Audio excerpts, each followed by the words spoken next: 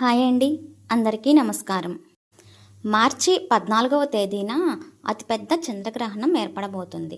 చంద్రగ్రహణంతో పాటు పౌర్ణమి తిథి కూడా ఏర్పడింది. పాల్గొన మాసంలో వచ్చే పౌర్ణమి చాలా పవిత్రమైనది. శుక్రవారంతో కలిసి వచ్చే పౌర్ణమి ఇంకా చాలా శక్తివంతమైనది. ఈ పౌర్ణమి రోజునే గ్రహణం కూడా ఏర్పడింది. గ్రహణ సమయంలో ఎలాంటి నియమాలు పాటించాలి, ఎలాంటి తప్పులను చేయకుండా ఉండాలి, ఒకవేళ మనం పొరపాటున ఏదైనా చేస్తే దానికి పరిహారాలను ఎలా పాటించాలనే దాని గురించి ఈ వీడియోలో తెలుసుకుందాం. శుక్రవారం నాడు కొన్ని నియమాలు పాటిస్తూ కొన్ని రకాల పరిహారాలను పాటిస్తే మీ ఇంటికి అఖండ రాజయోగం ప్రాప్తిస్తుంది. శుక్రవారంతో కలిసి వచ్చిన పౌర్ణమి తిథిని లక్ష్మీదేవికి అంకితం చేయబడింది. అందులోనూ గ్రహణం రోజున వచ్చే పౌర్ణమి ఇంకా చాలా శక్తివంతమైనది. మార్చి 14వ తేదీన ఉదయం 9:27 గ్రహణం ప్రారంభమై మధ్యాహ్నం 3:29 చంద్రగ్రహణం ఏర్పడుతుంది. సుమారు 6 గంటల పాటు గ్రహణ సమయం ఉంటుంది. ఈ గ్రహణ సమయంలో ప్రతి ఒక్కరూ జాగ్రత్తగా ఉండాలి, లేదంటే మీ జాతకంలో దోషాలు ఏర్పడతాయి. ఈ గ్రహణం ప్రారంభం కాకముందే ఉదయం టిఫిన్లు చేసేయండి. అలాగే మీరు వండిన ఆహారం పైన తులసి ఆకులను కానీ గరికను కానీ వేయండి, లేదంటే ఆహారం కలుషితం అవుతుంది. గ్రహణం సమయంలో పూజ గదిని మూసేయాలి. గ్రహణ సమయంలో దేవుని పటాలను ముట్టుకోకూడదు, అలాగే దేవాలయాలకు వెళ్ళకూడదు.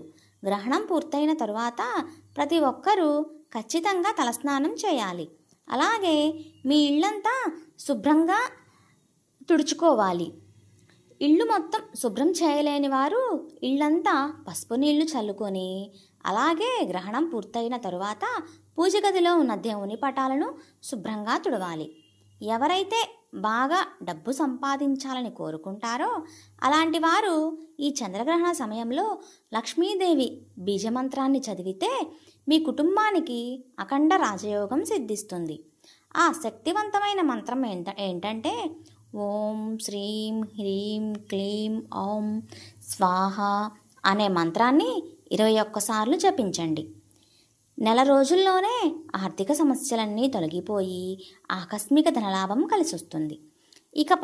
ఇక పాల్గొన పౌర్ణమి సందర్భంగా ప్రతి ఒక్కరూ సాయంత్రం సమయంలో ఇంట్లో ఖచ్చితంగా దీపారాధన చేసుకోవాలి.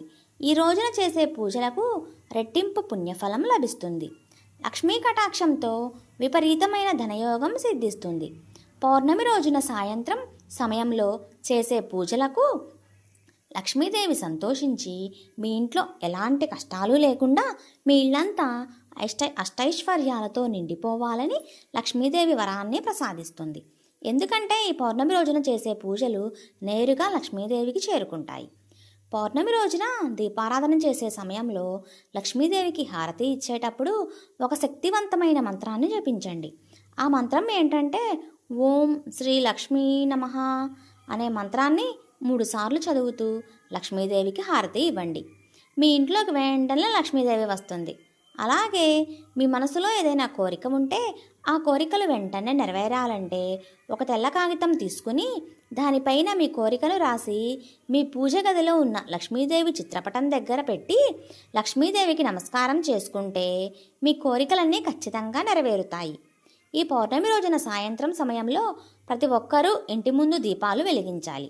పౌర్ణమి రోజున సాయంత్రం సమయంలో లక్ష్మీదేవి మన గుమ్మం ముందుకు వస్తుందట.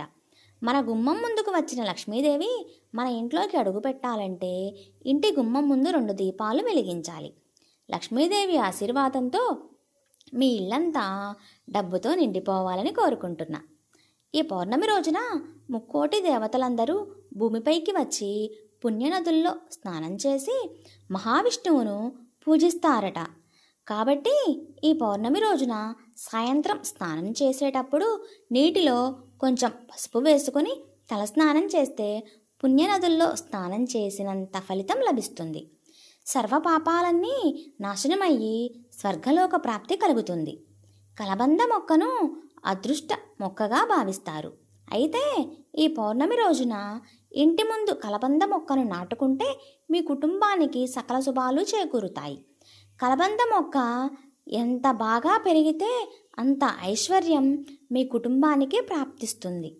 మీ ఇంటి సంపద పెరుగుతుంది. కాబట్టి డబ్బు సమస్యలతో ఇబ్బంది పడేవారు కలబంద మొక్కను నాటుకోండి. డబ్బు కష్టాలన్నీ తీరిపోతాయి. అలాగే అనారోగ్య సమస్యలతో బాధపడేవారు, నరదిష్టి దోషాలతో ఇబ్బంది పడేవారు ఈ పౌర్ణమి రోజున మీ కాలికి నల్లదారాన్ని కట్టుకోండి. పౌర్ణమి రోజు నల్లదారం కట్టుకుంటే ఏలినాటి శని దోషాలన్నీ తొలగిపోతాయి. జాతకంలో ఉన్న దరిద్రం మొత్తం తొలగిపోతుంది. నరదిష్టి ప్రభావం ఉండదు. ఈ పౌర్ణమి రోజున చెట్ల ఆకులను తుంచకూడదు. ముఖ్యంగా ఈ పౌర్ణమి నాడు సాయంత్రం సమయంలో ఉపవాసం ఉంటే చాలా మంచిది. మన హిందూ ధర్మశాస్త్రాలలో తాబేలును విష్ణు స్వరూపంగా భావిస్తారు. కాబట్టి ఈ పౌర్ణమి రోజున ఒక తాబేలు విగ్రహాన్ని మీ ఇంటికి తెచ్చుకొని మీ పూజా గదిలో పెట్టుకోండి. డబ్బు పరంగా మీ ఇంటికి బాగా కలిసి వస్తుంది. విపరీతమైన సంపద పెరుగుతుంది. ఈ రోజున పొరపాటున కూడా జుట్టు కత్తిరించకండి. గోర్లు కూడా కత్తిరించకూడదు. పౌర్ణమి రోజున వీటికి దూరంగా ఉండాలి. ముఖ్యంగా ఈ పౌర్ణమి రోజున భార్యాభర్తలు శారీరక సంబంధానికి దూరంగా ఉండాలి. ఈ పౌర్ణమి నాడు తులసి మొక్కకు నీళ్లు పోసి తులసి చుట్టూ 5 ప్రదక్షిణలు చేస్తే జీవితాంతం డబ్బు కొరత ఏర్పడకుండా ఉంటుంది.